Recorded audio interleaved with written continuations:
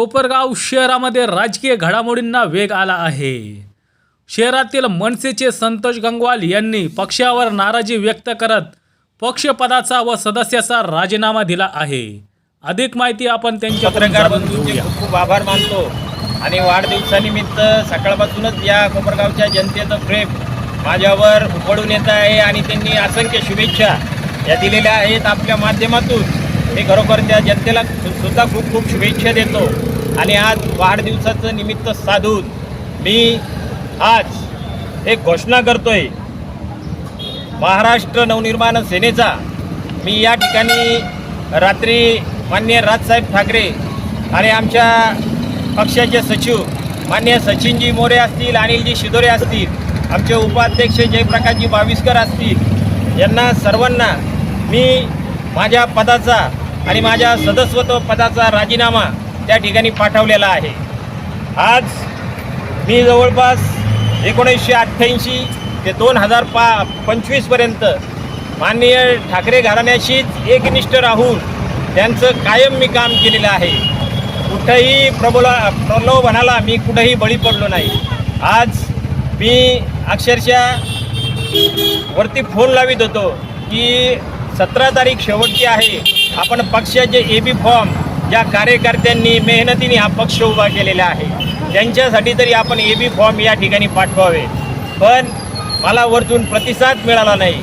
आज माझे जे कार्यकर्ते होते त्यांनी अक्षरशः त्यांचे सूचक अनुमोदकाचे पैसे भरून आणि स्वतःचं डिपॉझिट भरून त्यांनी या ठिकाणी तो उभं राहण्यासाठी पक्षाच्या चिन्हावरचा खटाटोप चालवला होता।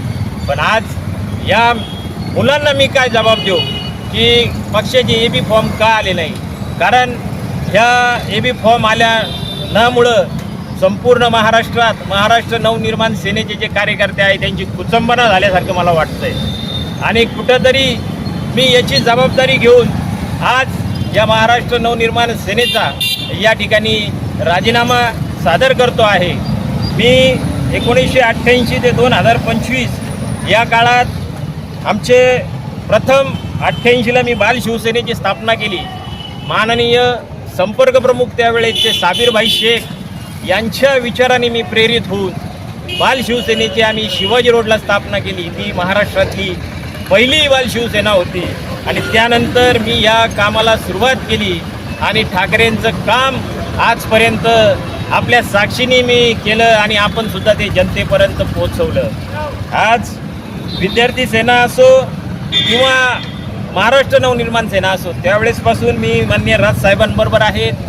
MSCBचं आंदोलन आहे आपण बघितलं, त्यावेळेस मी सुद्धा 8-10 दिवस जेलची वारी करून आलो, पण कुठंही असा शाबासकीची थाप आम्हाला आमच्या पाठीवर आमच्या साहेबांकडून मिळाली नाही। मी आज आपल्या माध्यमातून एकच आव्हान करू शकतो की साहेब कृपया या महाराष्ट्राच्या तरुणांचं भवितव्य आपण कुठंतरी अंधारमय करू नका। आज आपल्यावर मुंबई, पुणे आणि नाशिकपेक्षा ग्रामीण भागातल्या महाराष्ट्राचा जास्त विश्वास आहे।